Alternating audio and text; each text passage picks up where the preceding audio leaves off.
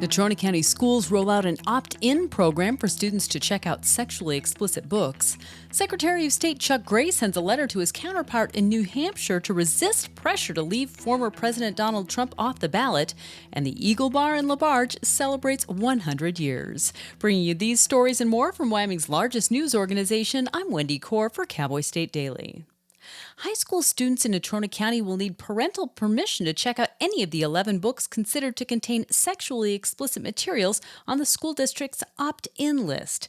Courts reporter Claire McFarland says the opt-in policy is a new system for Casper's public school. They always had an opt-out system where you could call the school and say, my child cannot check out this book. But now they have an opt-in system where you specifically have to request access to the book. The district adopted its opt-in policy July 1st. Controversial books Trans Bodies, Trans Selves, and Gender Queer both made it onto the opt-in list after making headlines last year amid a challenge for their sexual content.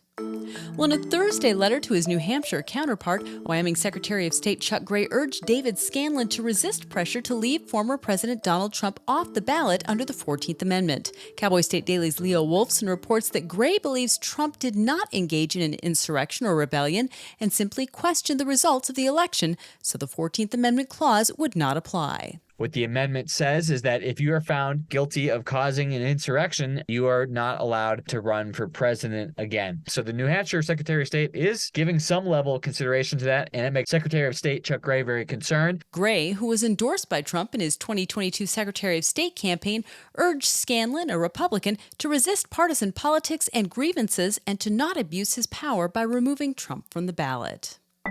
While the EPA reports the cattle industry in the United States accounts for just 2.4% of total greenhouse gas emissions, some consumers are convinced that beef production is a major cause of climate change. Many of those same consumers, however, also love a thick, juicy steak. Now there's a label that could offer these guilt-ridden carnivores a way to have their steak and eat it too, and could open another niche market for Wyoming ranchers selling a premium product to climate-conscious steak lovers. The USDA has a program for producers to get certified for low carbon emissions on their produce. And with that, they can label the product low carbon and sell it at a premium. Feed, fuel, fertilizer, and cattle performance. I'll be back with more news right after this. At Hilltop Bank, we understand that buying a home is a big decision.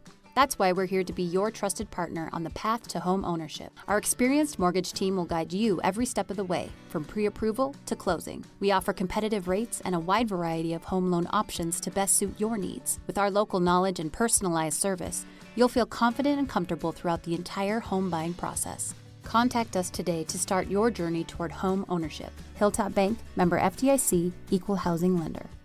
A Fort Washakie man is accused of randomly walloping a woman in the back of the head with a golf club while she was playing dice with two other people.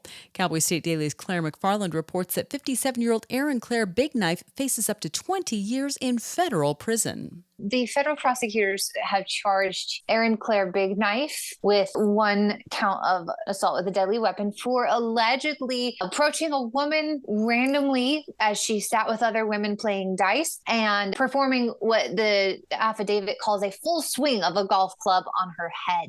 At the emergency room in Lander, the woman's doctor diagnosed her with a concussion and identified 2 spots on her head requiring stitches.